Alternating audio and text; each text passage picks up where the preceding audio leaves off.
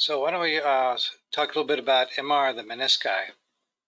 So there was a time when it was believed, back in the 1940s and before, that the menisci were kind of leftover vestiges of development and really weren't important.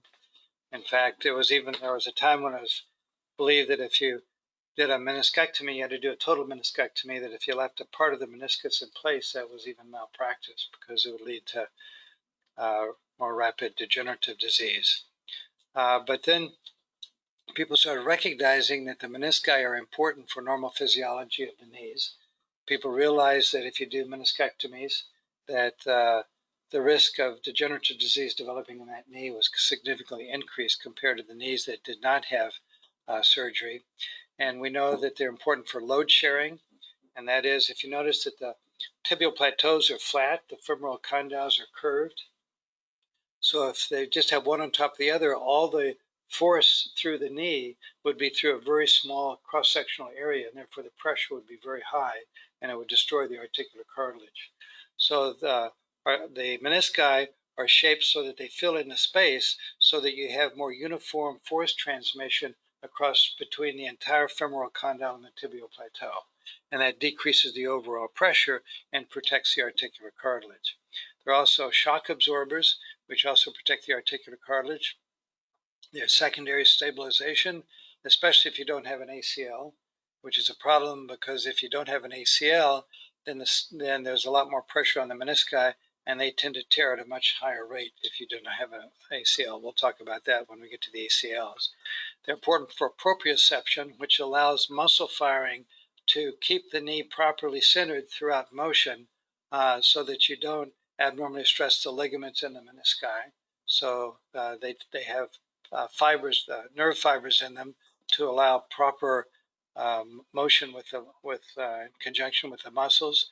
They're important for joint lubrication, and they're also important for distributing fluid for proper nutrition to the articular cartilage. So back in 2006, we knew that they were very important. Since then, as we'll talk about, there are a number of articles that have come out recently showing that even with partial meniscectomies, you have increased development of degenerative disease, and we'll talk more about that a little bit later. In the 70s,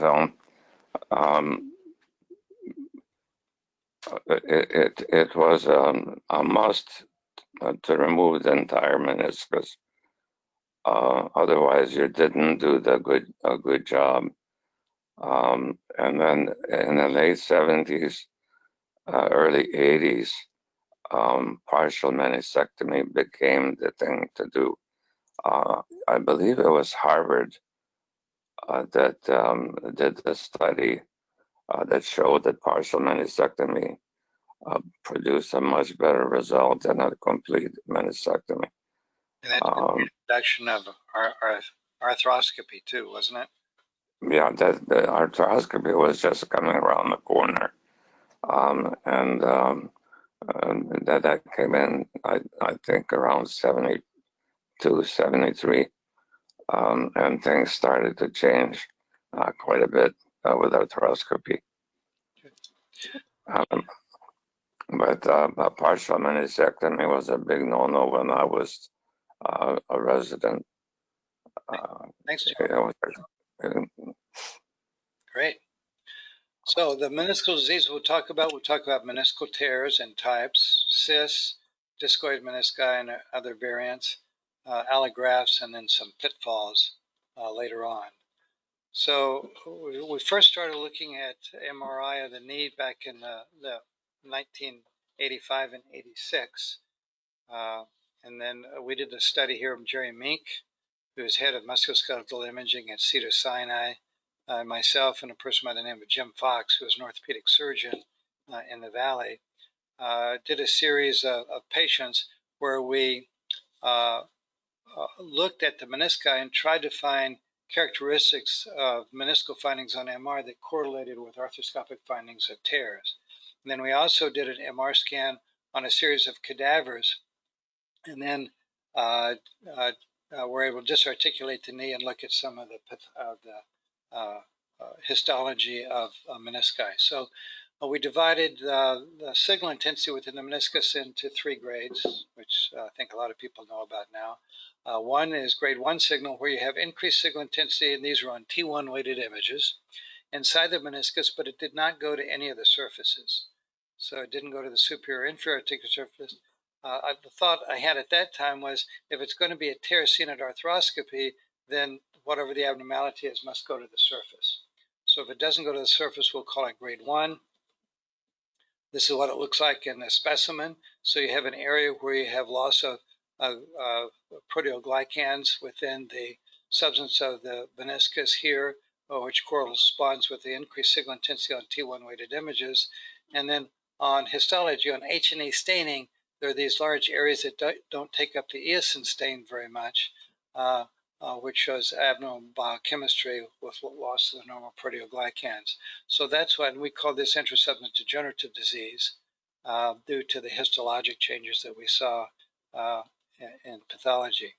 Grade 2 signal was increased signal intensity that was more linear and often went to the peripheral margin, but did not go to one of the surfaces, as you can see by arthroscopy. I signaled this out because I thought, well, this also is not going to be seen by arthroscopy, but it has a different configuration, so let's try to figure out what this may be, see if it's different from the other signal. This was the least common. And here we can see a more prominent example. This just uses in phase and out of phase imaging, where this is a water signal and in phase signal. But again, we can see this is a very prominent grade 2 signal intensity. Sorry, this is a little bit fuzzy, but these are the only slides I have left. Here we can see that this is what that signal corresponded to, so you can see it histologically. And here, and then, you can see it on the gross specimen. Histologically, we see much more loss of the normal chondrocytes within the meniscus, and much more severe disruption of the underlying ground substance of the meniscus. It looks more like scar tissue. So that's what grade 2 looked like. And let's see, here we can see this is a 48-year-old male recreational tennis player, pain increased with exercise. This was on 6/13/11. We can see a type 2 signal here in the peripheral part of the meniscus in this patient. He continued to play, got increased symptoms, and this is what it looked like on 10/29/2012. And this was a tear at arthroscopy. So occasionally, these intrasubstantial degenerative changes can progress to a tear. Other studies by other people have shown that some of these can regress to normal. Many of them stay the same, and occasionally they'll progress to a tear. So it's hard to predict exactly what the significances of a type 2 lesion is, except the type 2 lesion itself doesn't correlate with tears arthroscopically.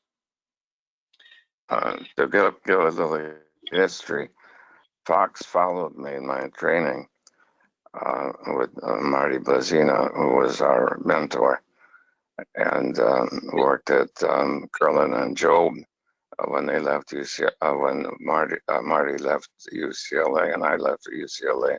Right.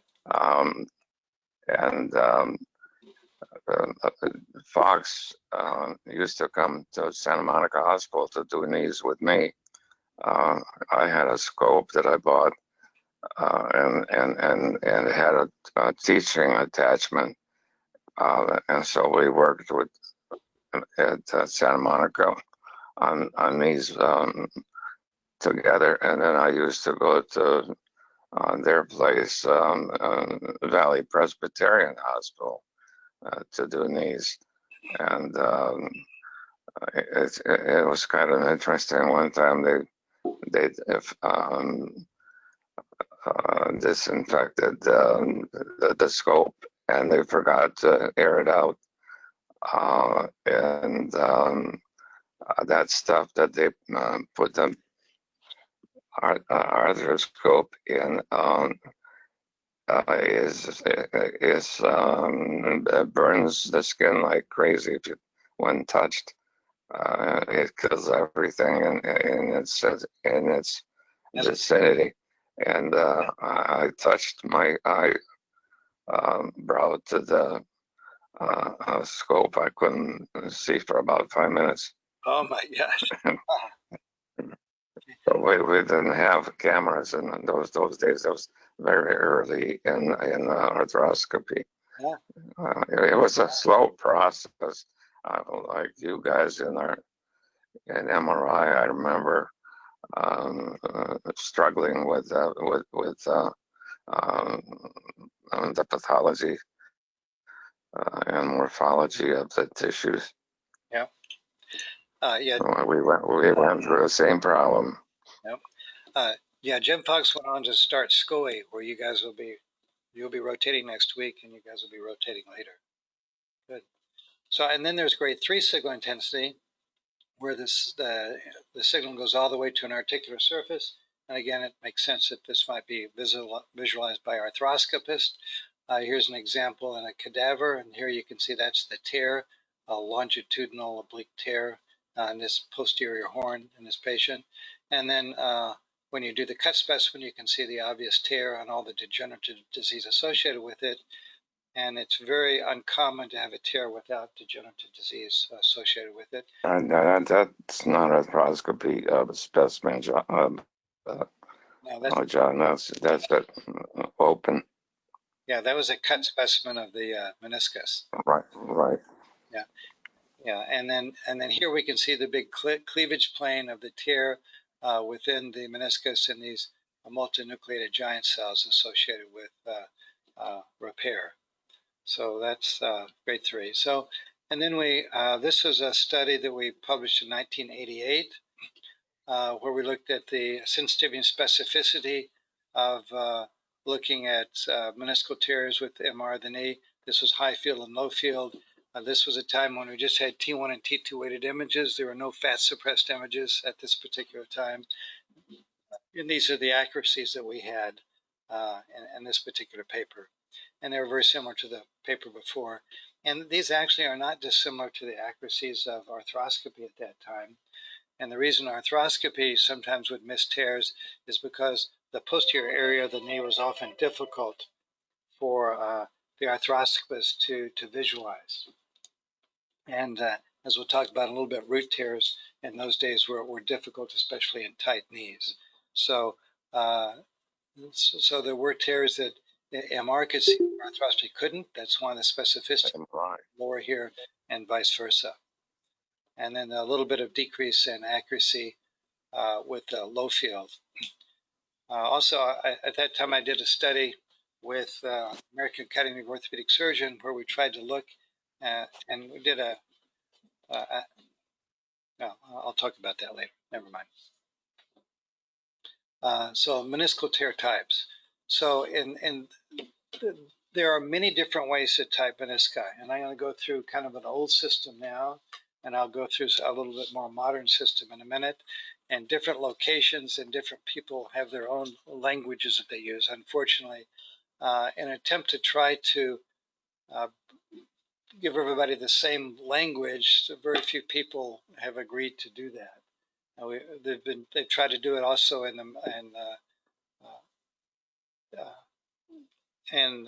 spine disease with disc protrusions that we'll talk about when we do lumbar spine disease, and still you can't get people to agree to a single nomenclature. But in those days we use horizontal cleavage, Parrot-Beak, bucket handle, flap, peripheral complex, and meniscal capsular separations. Let me go through these and then I'll talk about other systems that can be used. So at that time, it was believed that the treatment for degenerative type tears, including horizontal cleavage tears, flap tears, and Parrot-Beak tears, was partial meniscectomy to remove the meniscus. That's no longer believed to be the case, as that we'll talk about in a minute. This is a typical horizontal cleavage tear using this definition, and you can see it's in a horizontal plane. It goes to the inferior surface. This is a classically caused by chronic degenerative disease with overuse of the knee. The coefficient of friction is slightly different between the superior and inferior surfaces, and therefore when you use the knee, especially under pressure, you get shear forces within the meniscus, which can produce a horizontal tear within the meniscus over time. So this is horizontal cleavage. Some people like to call these flap tears, but I like to see a displacement before I call it a flap tear. If you see instability in these, then that might be an indication for a surgery. Here we can see a signal in the periphery. This is on a 1 Tesla scanner. There's motion artifact here, but as we go through, we can see that it goes to the inferior articular surface. That's what the meniscus looks like at arthroscopy. This looks normal here, but then when you lift it up and look underneath where it looks like the tear was, you can see the tear extending to the surface out here peripherally on the undersurface. So MR can help determine where the tears are, so it's nice to say where they approach the surface. So if there's a place like this that could be hidden, the surgeon can find them. And there you can see the tear. And then when you probed it, in this case, you kind of fell into the tear very readily here. Now, when you're looking at this, this tells you that you need to do surgery because this will not heal. The video prior to that, the image prior to that, looked like there's not much going on. Right here, when you're looking at it, it looks like just a fold in the back, the capsule, and not much is going on. But once you stick that probe in there, you got the pathology. Yep. Right there. That's not going to heal on its own. Yeah.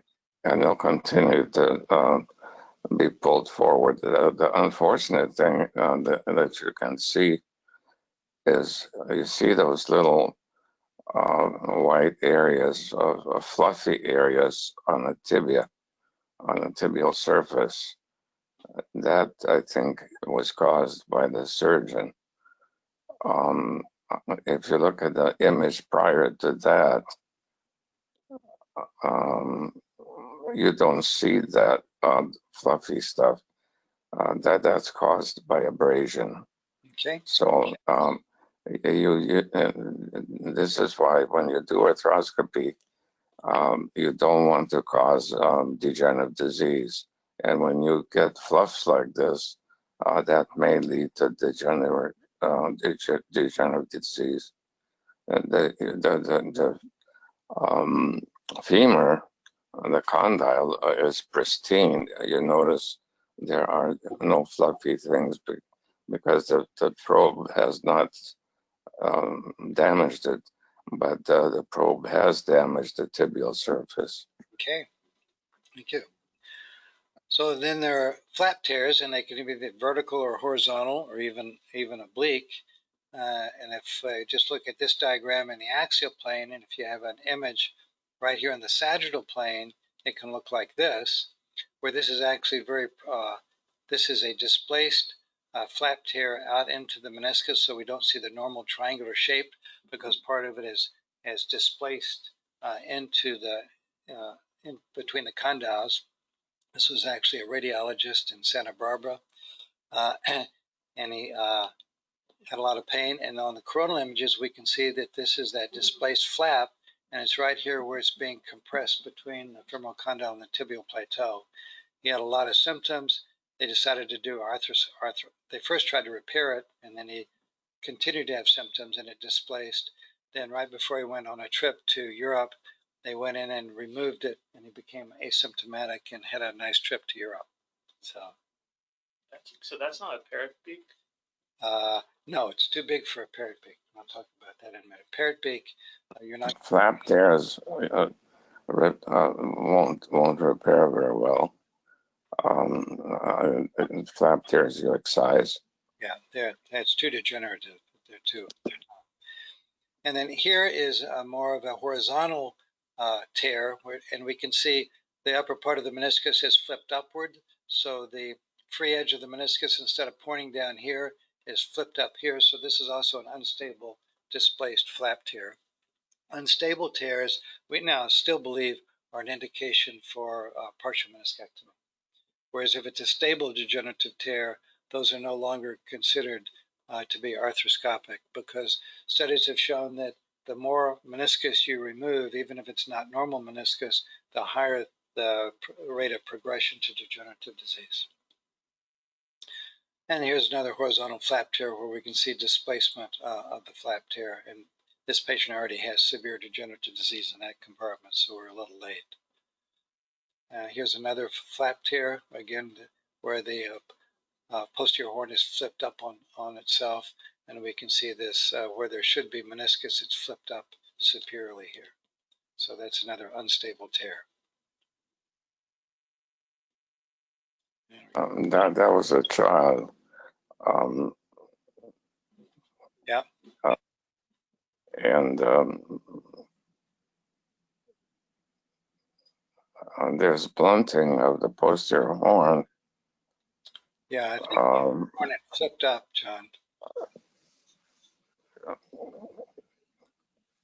You see a flap up someplace?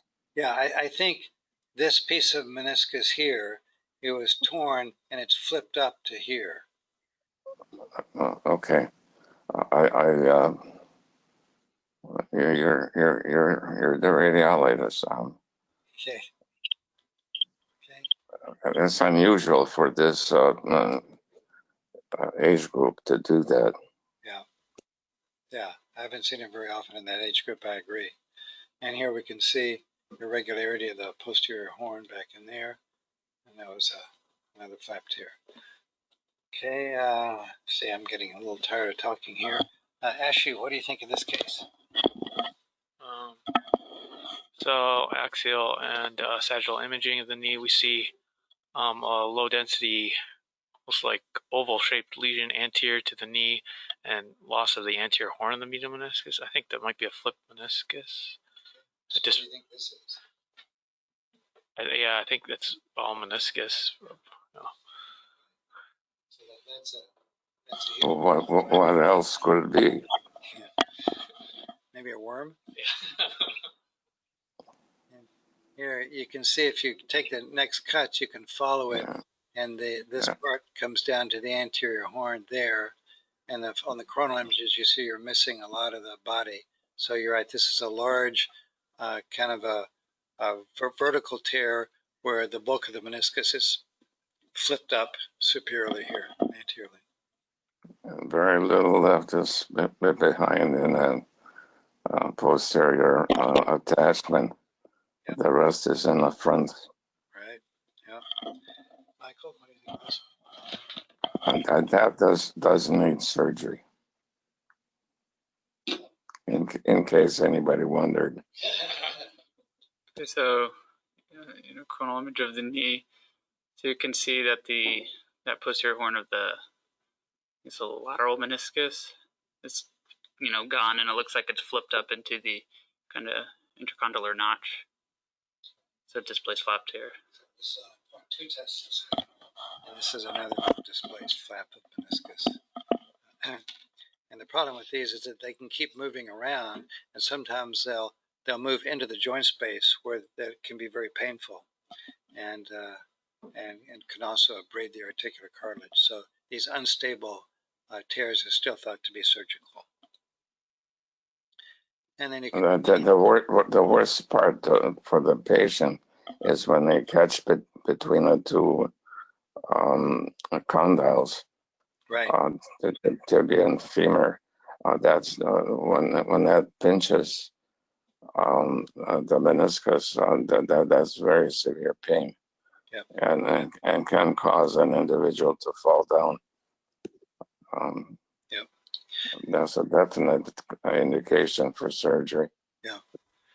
So here's kind of a longitudinal type tear, and the tear types, and then you can get these degenerative tears along the free edge, typical of the lateral meniscus, but also the medial, and they're incomplete tears, which are a little oblique here. Here's an example from an orthopedic textbook by Zarin, where You can see this oblique kind of degenerative tears, and then you have this little thing that looks like a parrot-beak. So this is a typical parrot-beak tear, and they tend to be relatively small. This can be a little bit unstable, but they're right along the free edge, typically at the junction of the body and posterior horn, especially of the lateral side. What these can look like, they can be fairly subtle on an MR. The anterior and posterior horns look fine here, but we see that there's a little defect in the free edge and the body of the lateral meniscus. And here we can... these have to be excised to normal tissue, just like a radial tear. Yeah. And here we can see blunting and increased signal intensity along the free edge and the coronal plane. And this is what this one looked like arthroscopically. This got a lot of fibrillation of the free edge here. So this is kind of a Parrot-Beak tear, and also a lot of severe fibrillation along the free edge. And if you look at it, it's folded on top of it itself anteriorly. Yeah. You see that there's a flap right there where you're pointing, John, and that part of the meniscus is folded over anteriorly. Yeah. And that's actually probably causing locking. Yeah, I don't remember where he had locking or not, but he might well have. Okay. And then I would imagine it did, because it looked. Yeah. These behave just like bucket handles. Okay, good. And then here we can also see increased signal intensity along the free edge and a very similar appearance on another individual. That's what a normal looks like. So these are fibrillation of the free edge / Parrot-Beak type tears in that location. Some bucket handles you can repair, but Parrot-Beaks you cannot, and flap tears you cannot. Yeah. So a lot of people believe that with these you should kind of cut them back so you have a smooth surface back here. Otherwise, this can be a leading edge where you get traction on either side and cause a vertical tear that go all the way through to the periphery. So, called a stress riser. Okay. Okay, so who's next? Right. This was a son of an orthopedic surgeon in Santa Barbara. Went to UCLA and played football. Right. So it looks like there's some blunting of the inner free edge of the lateral meniscus, and So that's the sagittal images.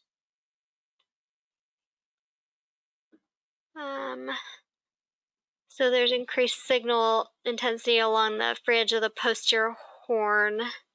So we have looks like a free edge tear. Parrot-Beak type tear.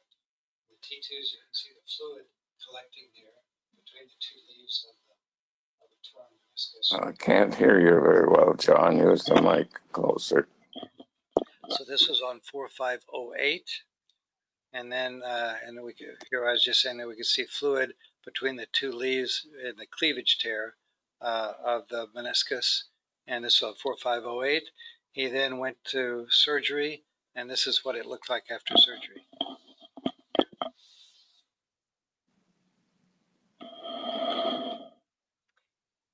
So now there's a larger area of increased signal intensity along the posterior horn, so I'm thinking they did a partial meniscectomy. Here's what the sagittal looks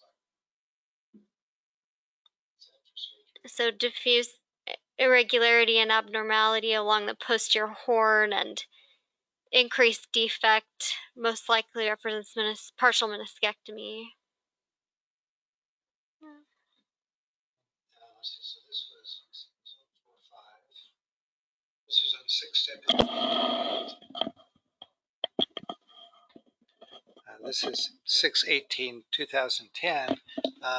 He ended up going back, but not really being able to play football again. And a couple of years later, he came in with lateral pain that was started to increase at this particular time. So what do you think is happening now?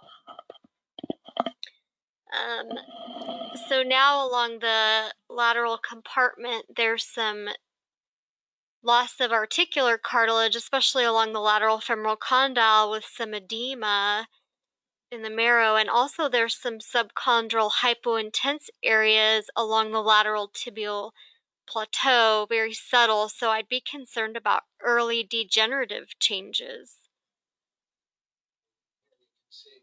There's been kind of remodeling. You can bet on it and give odds. Yeah.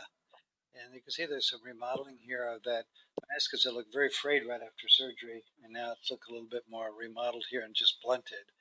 And we're seeing some subtle changes in the signal intensity within the articular cartilage, and then this subchondral disease here. So this is early development of degenerative joint disease. And it's very common to see subchondral edema right adjacent to where meniscal tears occur.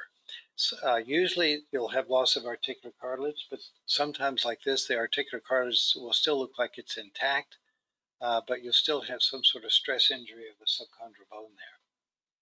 Sometimes we just call it reactive bone edema, but I'm sure it has something to do with the change in the stress pattern due to the loss of the normal meniscus. Okay, this is a professional hockey player. Okay, so we're looking at two sagittal images centered within the medial meniscus. Looks like there's increased signal intensity within the posterior horn. I think it extends to the inferior articular surface there. Yep. So that's probably early degenerative tear. So it's a horizontal tear. Yeah. I put it in the degenerative category. This is a professional athlete. And I think the articular cartilage is still mostly intact. There may be a little bit of surface irregularity, but not much. Now this is so this is 4/2/12. This is a few months later. He's got increasing symptoms. Okay. Looks like there's even more signal in that posterior horn. I don't know if they did some surgical change there, but it looks like what's really problematic is the articular cartilage loss now of the medial femoral condyle. It's pretty extensive, and there's some subchondral edema of the tibial plateau. This is part of hibernation. Okay. He should have quit hockey. He should have quit hockey after that prior MRI. Yeah. Okay. Michael?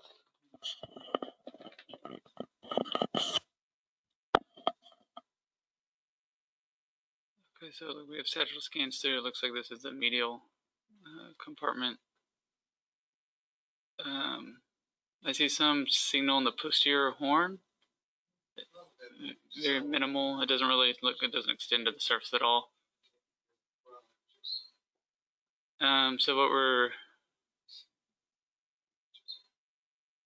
So coronal images. There's also some kind of pointing out the articular surface of the femoral condyle has increased signal. So I think there's some tearing of the articular cartilage. I don't know, really grade 3 or 4. But there's not really any underlying subchondral. So this is on 7/30/07. Okay. This is on 3/4/08. So now it looks like there's more extensive cartilage loss, as well as there's increased signal in the blunting of the posterior horn of the meniscus. So, when this was interpreted, it said that there was some intersubstance signal here, but no tear. The patient went to surgery, and they did a partial meniscectomy soon after this in 07, and then this is just like.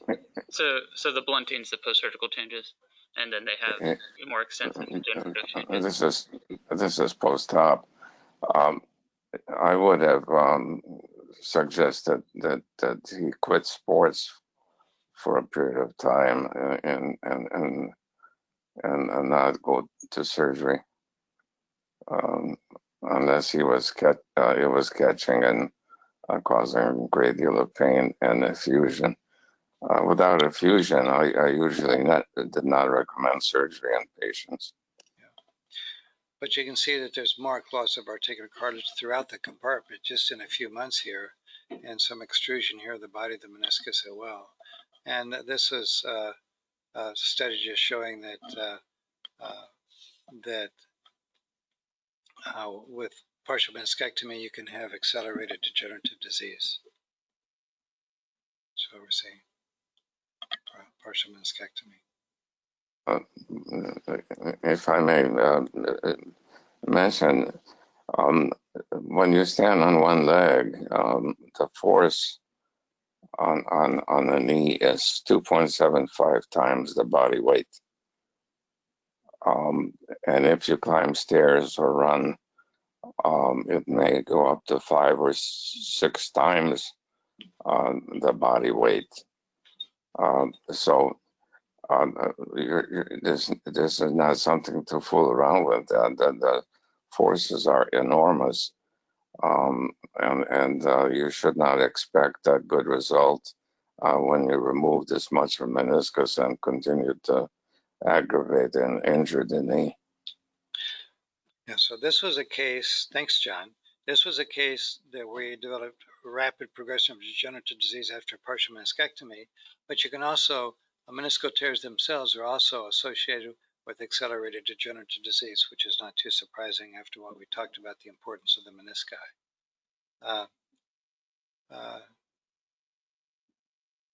And then T2 is very good at evaluating degeneration of the cartilage, but we'll have a whole talk about the cartilage, or several talks later. All right, let's see. Jennifer? All right, so 58-year-old female, 40 years after total medial meniscectomy, 20 years of competitive running, and 10 years of aerobics.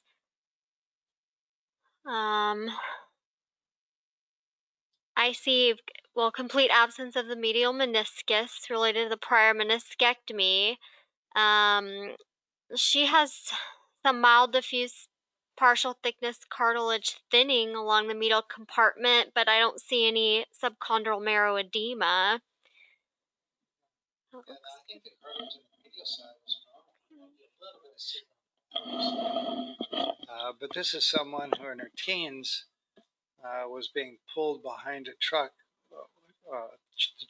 Parachute was tied to the truck. She went up in the air with the parachute, but then hit a tree and tore her meniscus. And they did this was back in the days when they did an open meniscectomy, and they did a complete meniscectomy. But the important things here is that she was an active runner, and at this time she's 58. The surgery was done 40 years previously, and she had been competitive in 10Ks for at least the last 20 years and aerobics. So there are some people who can get meniscectomies and the cartilage doesn't have to go. She was also very thin and kind of underweight, like Jennifer. And so you can see. So what is the prevalence of MRI findings of meniscal tears in asymptomatic individuals? 97. You said it was like 30%. Okay. So this is a study. This is an old study. We talked about a more recent study before. This old study in clinical orthopedics, they said that between 16 and 25 years, you've got a 14% chance. 26 to 45 years, 12%. 46 to 65 years, 36%. And all ages, it averages to about 16% in this group. And if you look at the adult group here, it's getting up. If you average these together, you know, you're in the 20s, maybe close to 30. That article that just came out the last couple of months said there was a 30% chance in adults. So about a third of all asymptomatic adults, where you get an MR scan, you're going to have a meniscal tear, which makes me feel a little bit bad, because one of the reasons why MR of the knee became so popular so fast was that people realized that you could detect meniscal tears accurately and at first, surgeons were afraid that it was going to cut into their surgery, but then they realized that it markedly increased their surgery. But now we're realizing that that might not have been favorable to our patients. So you have to live and learn, but you have to be skeptical. And the one thing that this shows is that most meniscal tears are asymptomatic, which correlates with the work we did with acute injuries and when I was in Santa Barbara, where we found that over half of the patients with acute knee injuries, where they thought that it was due to a meniscal tear, we found that there were bone injuries in over half of them and not meniscal tears. So that's when we started realizing very early on that MR could pick up bone injuries that we could never see before and we didn't even know existed. But we'll talk more about that later. Okay, now when talking about symptomatic tears, age is kind of important. We really look for unstable fragments, and then acute tears tend to be more symptomatic. And if the tear is associated with a perimeniscal cyst, we think it's more likely to be symptomatic. So here we can see more of a complex tear. By complex tear, the way I use it anyway, it's defined that it has a tear in more than one plane. So here we can see a vertical plane tear and then a tear extending in the horizontal plane as well. And then we can see a little displaced meniscal fragment here in the notch of the knee. So that's really kind of an unstable fragment in a complex tear. Generally, it's believed that if you see unstable fragments like this, these patients should go to arthroscopy and have it removed for the reasons we talked about before. Okay, let's see.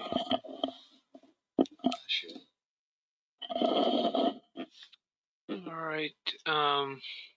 So we're at the level of the PCL, looks okay. ACL looks okay. So we're talking about meniscus. Yeah, I mean, looks like, I don't think that's the anterior horn of anything. It might just be a meniscal fragment. Yeah. And then if we look elsewhere in the knee, we see this picture. Okay, so we have a blunted anterior horn of the lateral meniscus there. So that's where that was a displaced fragment. So yeah. This was a meniscal tear with a displaced fragment.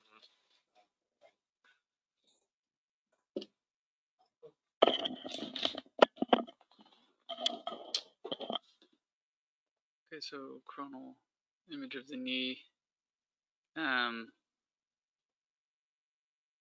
So I'm kind of saying like bilaterally the menisci both look pretty blunted along the free edges of the.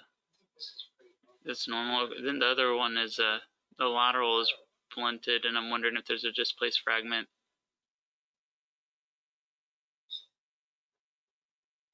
So that's blunted, and then we have an image here, and it's actually kind of subtle, but you can see that there's some low signal intensity there. Fortunately, I was out of town this week, and I didn't read this study. One of my partners read this study at this particular time, and if we go to the stir sequence, this is on a 1.0 Tesla scanner, we can see that there's that little dark thing there. If we go to the sagittal images, what do you see? In the sagittal images, it looks like anterior to the ACL, there's a little linear hypointensity. Yeah, that wasn't recognized by the radiologist. And so the surgeons went in expecting to see a little bit of a degenerative thing, but the first thing he saw was this big lump sticking right out at him as he put his arthroscope in there. That is this thing right here. That's what it looks like on the arthroscope, and that's what it looks like. And then when he removed it, it was almost 3 centimeters in length. So this was just a big flat tear extending into the notch of the knee that was not picked up by the radiologist. Okay. The partial tears versus physical therapy, looking for degenerative, non-degenerative tears. that this was a nice article in JBJS where they talk about the negative consequences of doing a meniscectomy and all the physiology stuff that we've talked about already. This was a study in New England Journal of Medicine where they took patients who had meniscal tears and they did surgery versus physical therapy in those individuals. Oops. And in this particular paper, what they found is that the patients who had physical therapy had better outcomes than patients who had surgery. Is that like symptomatic clinical outcomes? Symptomatic and development of osteoarthritis over time. Now here's a 33-year-old male with knee pain after an injury. Let's see, why don't we stop here and we'll pick up at this point on Thursday, okay? Any comments, John? No, I certainly disagree with that prior comment that somebody made about surgery versus leaving the tears. Is that what I heard? We'll go through that data in more detail in later lectures, okay, John? I thought so. That's why I didn't say anything. Yeah, so we'll discuss that in much more detail. All right, thanks everybody. Take care, everyone.